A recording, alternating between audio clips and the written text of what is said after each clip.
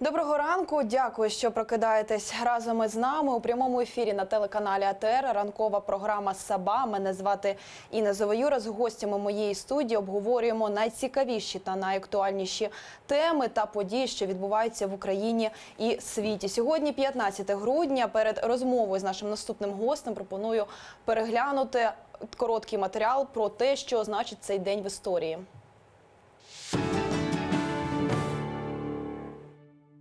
Цього дня 1932 року В'ячеслав Молотов та Йосип Сталін заборонили здійснення українізації на Далекому Сході, в Казахстані та Середній Азії. Вони прагнули унеможливити проникнення висланих так званих буржуазно-націоналістичних елементів в українізовані райони. Також вони наказали випускати українські газети та видання російською мовою. 15 грудня 1961 року суд у Єрусалимі засудив до смертної кари німецького офіцера Адольфа Ейхмана. Саме він керував остаточним вирішенням єврейського питання. Це єдиний випадок страти в Ізраїлі за вироком суду. Процес над Ейхманом тривав півроку. Він звинувачувався у злочинах проти єврейського народу, злочинах проти людства та причетності до злочинних організацій СС та Гестапо. Цього дня 1964 року у Канаді парламентарі після довготривалих дебатів ухвалили закон про державний прапор з кленовим листям. Він символізує два океани, які омивають береги Канади – Тихий та Атлантичний. Кленовий лист підкреслює єдність нації. Червоний – колір Христа Святого Георгія, символізує Велику Британію. Білий – колір французької монархії.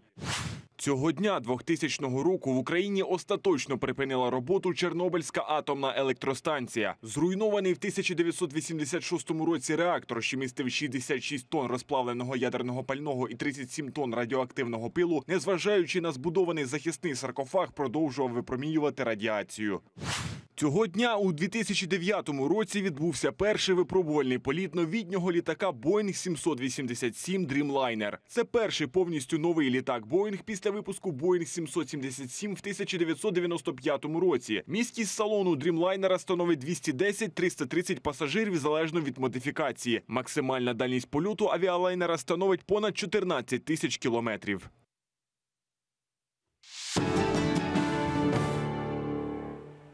А до моєї студії вже завітав Мітя Герасимов, лідер гурту «Пушкін Клезмер Бенд». Доброго ранку. Доброго ранку, шалом. І перед тим, як ми перейдемо до розмови безпосередньо із вами, я пропоную нашим глядачам послухати та подивитися, яку музику грає цей гурт.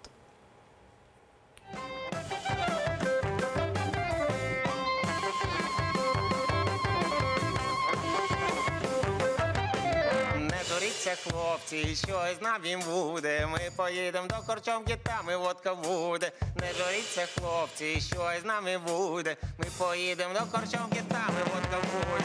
Ай-яй-яй-яй, тірібом яба-яба-яба, ай-яй-яй-яй, тірібом яба-яба-яба, ай-яй-яй-яй, тірібом яба-яба-яба, ай-яй-яй-яй, тірібом яба-яба-яба.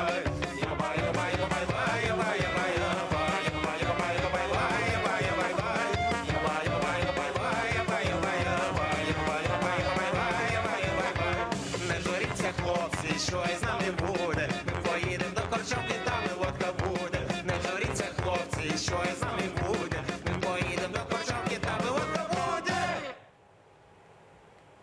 Мітя Герасимов у нашій студії, лідер гурту «Пушкін Клезмер Бенд». Власне, буквально щойно могли почути, що саме грає цей гурт. Пане Герасимов, розкажіть, будь ласка, що це за стиль, в якому саме стилі ви граєте, і чим ви відрізняєтесь від інших гуртів? Ага.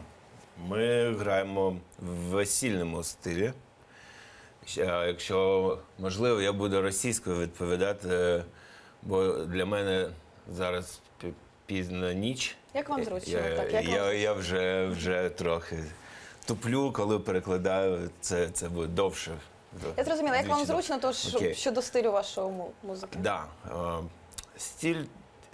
Это стиль еврейских свадеб, украинских и бессарабских еврейских свадеб, вот как они были 100 лет назад, еще 80 лет назад. А сейчас это здесь, в этих краях, уже такая традиция практически утерянная, хотя родилась она именно здесь. Сейчас только вот крымские татары как бы продолжили и сохранили эту именно свадебную большую культуру. И румыны, в общем, наши соседи ближайшие. А чем мы отличаемся? Тем, что ну, вот от всех абсолютно украинских ансамблей мы отличаемся тем, что мы играем клезмерскую музыку, еврейскую свадебную музыку. Очень мало кто здесь играет, к сожалению. Вот в Польше много, например, клезмеров. В Европе, в Америке, в Израиле. Вот. А в Украине, хотя здесь их было больше всего, здесь родина этого жанра. Вот. Здесь, кроме нас, ну, совсем немножко есть таких музикантів, таких ансамблів. А розкажіть, як так взагалі сталося, що ви стали музикантом? Це з дитинства чи в якийсь етап життя? Розкажіть, будь ласка, детальніше. Навчались, можливо, десь? Да, если это действительно интересно, я просто... Мне было 5, когда я понял, что я хочу играть. Я хотел играть на саксофоне. Тогда я не знал, как он выглядит. Просто у нас была пластинка Чарли Паркера, которую папа ставил. И я помню, там была такая пронзительная фраза. Пам-пам-пам, па-па-па-па-па-пам, па-па-пам. Я не знал, как выглядит инструмент, на котором это играется, но мне очень как-то врезалось. Вот, мне хотелось повторять. Но потом все как у всех, музыкальная школа и так далі. А взагалі були, можливо, на той момент же музиканти якісь, на кого ви намагалися рівнятися? Чи у вас одразу свій індивідуальний стиль з'явився? Ну, конечно, я любил Бенни Гудмана, например. Какие-то мне, ну да, были, когда я начал уже играть на кларнете, там лет с 13, у меня были кларнетные кумиры, до этого саксофоновые. Даже сейчас мне все время хочется на кого-то равняться, но я сдерживаю себя и понимаю, что уже в моем возрасте уже не солидно на кого равняться, но хочется иногда. А я правильно розумію, це ваша основна робота? Чи ви ще паралельно десь якоюсь діяльністю займаєтеся, поєднуєте? Ну, из легальных таких, из разрешенных законом видов деятельности больше ничего я делать не умею. И, собственно, и не хочу. Мне вполне вот так вот не хватает этого ансамбля. Кроме того, что ты играешь на кларнете, приходится еще петь, хотя я не очень умею петь, но кто-то должен, потому что люди трудно воспринимают чисто инструментальную, абстрактную музыку, вот, и поэтому мне пришлось просто запеть.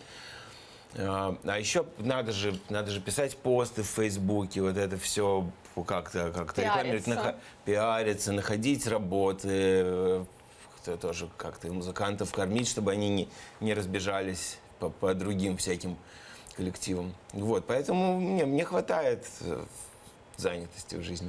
А скільки загалом людей в вашому ансамблі, як ви їх знаходили? Це всі ваші друзі? Як історія відбувалася створення гурту? Это на каждую, вот, У нас є час, ми вас слухаємо. Мы так именно в расслабленном, да, режимі? Так, ну розкажіть щодо вашого ансамблю, скільки загалом людей і як ви всі зустрілися? Це була доля? Нас всегда по-разному, у нас плавающий состав. Некоторые музыканты уходят, некоторые приходят. Обязательно я с кем-то ругаюсь из музыкантов, на время. Вот, и на это время они меняются там на каких-то других. Вот. Нас 6, 5. Вчера мы играли вшестером. Но началось все с того, что меня случайно занесло в Киев. Я вообще родился в Казани. И вот я хотел давно поехать в Одессу, в Киев, в общем, на родину клезмерской музыки, которой я уже тогда занимался плотно именно еврейской традицией музыкальной. Вот. Ну, я думал, что я приеду погостить, а так вот и остался. И играл здесь, в общем, играл с местными клевыми музыкантами. А потом мы поехали с моим другом Топором, с группы Топоркестра. Мы поехали к нему на родину, в Молдавию, в Кишинев. И там под Кишиневом, вот в цыганском поселке я встретил своего будущего такого кофаундера Пушкин Клезмер Бенд. Сейчас он в Пушкине не играет, мы дружим, мы играем в разных там других составах и проектах. Вот. Но тогда вот именно это надо было, чтобы я сделал свой бенд киевский. Ну, в общем, это был день рождения какой-то цыганки, была страшная грязь, красивые домики деревянные, без всяких удобств, абсолютно какая-то непроходимая там грязище, бездорожье. И вот в этой грязи стоят огромные какие-то там Лексусы, Порши, бэхи дорогие и роскошные в длинных платьях. Там ходят цыганки красивые, бегают, там дети с какими-то музыкальными инструментами. Вот. И там были очень хорошие музыканты, приехали именно цыганские, молдавские.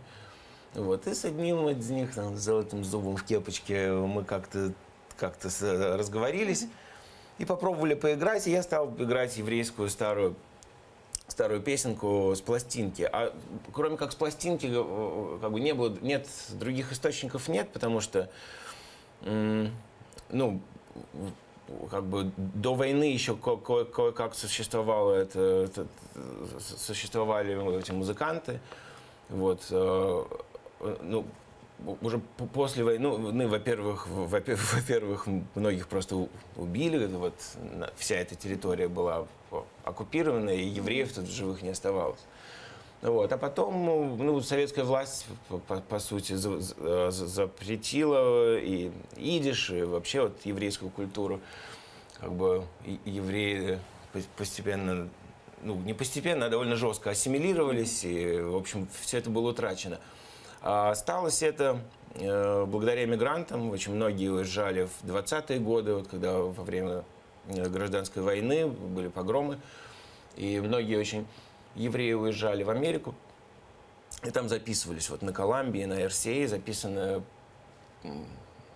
много очень хорошей музыки именно отсюда. Причем украинцы об этом очень мало знают и не как бы не осознают это как часть своего богатства, именно как украинское культурное наследие, хотя это так.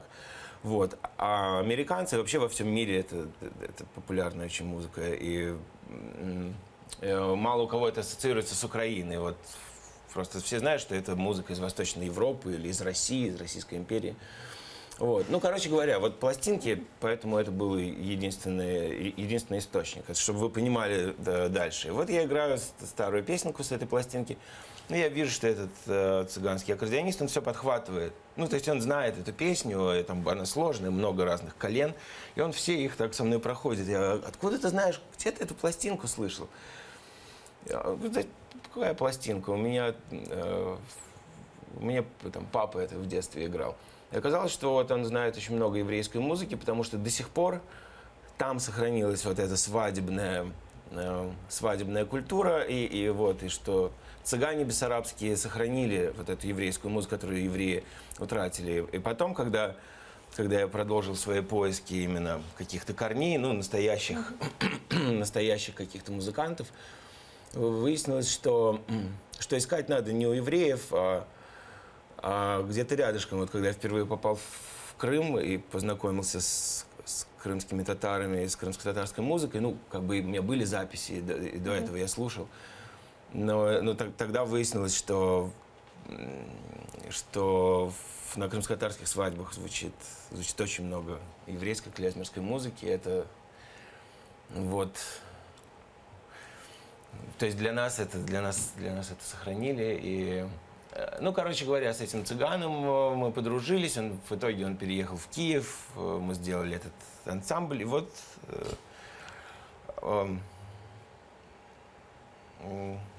как-то так каждый раз случайно, специально, по-моему, самые важные вещи, они происходят как бы случайно. То есть специально не придумаешь, специально не найдешь себе таких музыкантов, как я нашел. Это все какие-то случаи, какие-то історії. А скажіть, як часто ви збираєте концерт? Як часто взагалі, не лише, я так розумію, ви на весілля граєте, а якщо брати більш глобальні речі? Да, ну у нас мало, у нас нет такой грани, на самом деле, между свадьбой и концертом, потому что на концерте мы максимально приближаемся к свадебному формату. А на свадьбе, по сути, ну, каждая свадьба для нас концерт. И мы больше волнуемся даже, когда играем на свадьбах. Это очень ответственно, потому что у некоторых же вообще это раз в жизни. Или 2, там, 3. Ну, не часто люди же не женятся там каждые полгода. Вот. Это большая ответственность. А концерты мы играем, ну, как вот мы чувствуем, чтобы она как-то соскучились за нами. В Киеве, например. И вот мы играем. Или давно мы куда-нибудь в Одессу не ездили, или вот во Львове мы давно не играли. Хорошо, что напомнили. Вот, и сейчас мы как раз так почувствовали, что здорово очень. Вот сейчас по нам все соскучились, а еще немножко, и просто о нас забудут. И мы решили сделать концерт. Сейчас, да, кстати, я хочу поздравить вас и всех, кто так поздно ночью смотрит телевизор. Ну, для меня это поздняя ночь, потому Це что... ранок. Бадьорий ранок. Да, для некоторых это утро. В общем, всех поздравляю с Ханукой. Агит Йонтов, Фрейлихен праздничек. Это большой очень еврейский праздник. Светлый, очень радостный, хороший праздничек. И он идет 8 дней. И вот сейчас, я не помню, какой сегодня день, по-моему, уже 4-й или 3-й. Ну, в общем, мы празднуем Хануку, и мы делаем большой праздничный концерт завтра. Завтра, в субботу вечером, после захода солнца. В 19:40 мы будем играть на Евбазе в Галицкой синагоге в Киеве. Такой большой, клевый концерт мы устраиваем это Жилянская, за универмагом Украины. Там есть Галицкая синагога, это был район Евбаз. Там был Галицкая площадь, которая сейчас площадь Победы, и Галицкий базар, который называли в народе еврейским, потому что там разрешалось торговать евреям. Евреям мало чого разрешалось. Но вот там вот... А скажіть, концерти за кордоном у вас бувають як часто? Чи лише поруч? Иногда часто, иногда... Ну вот мы давненько уже не ездили. Где мы последний раз играли? Черт возьми, я уже забыл. Да, конечно, мы играем. Ну, в основном это Европа. Это там, Польша. Чаще всего это... Ближе всего нам Польша. Де найбільш всього вас добре сприймають? Да везде, нас везде клево. На самом деле, когда мы начинаем играть, то все как-то само собой налаживается. Пане Герасимов, я знаю, що ви взяли з собою ваш музичний інструмент. Да. Можете буквально хвилину, десь 30 секунд зіграти нашим глядачам? Окей, а сколько у нас вообще времени? Десь хвилинка часу. Нам осталось всё? Так, нам ще Да хвилинка ладно. часу залишилась перед Хорошо, но перервою. я его буду только собирать по пару минут. Тобто Поэтому- це дуже довга процедура, так? Нет, не дуже, но... А скільки коштує ось такий музичний інструмент? Ой, прям Скільки сказать? треба корпоративів так провести, щоб... Ой, ну, порядочно. Это недорогой инструмент. Этот стоит, ну, может быть, 1004, может, 5 евро. Добре, ми вас послухаємо. Да. Буквально хвилинка, так, 30 секунд до хвилинки часу у вас Хорошо. є. Пока мы не отключились, вот, я еще раз вас поздравляю, всех поздравляю. И кто в Киеве, пожалуйста, приходите завтра в 7:40 в Галицкую синагогу на Жилянскую, 97. Мы будем завтра играть. Зараз можемо послухати.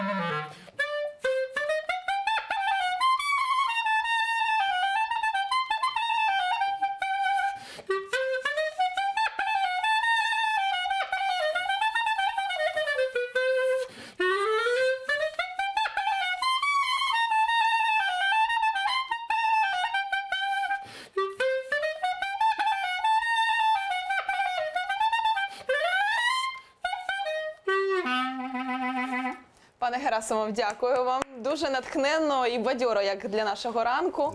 Ліхаєм. Все, а ми робимо невеличку перерву, буквально на 5 хвилин. Скоро повернемося до студії, а буквально щойно до нас завітав і ми розмовляли із Мітєю Герасимовим, лідером гурту «Пушкін Клезмер Бенд». Не перемикайтеся.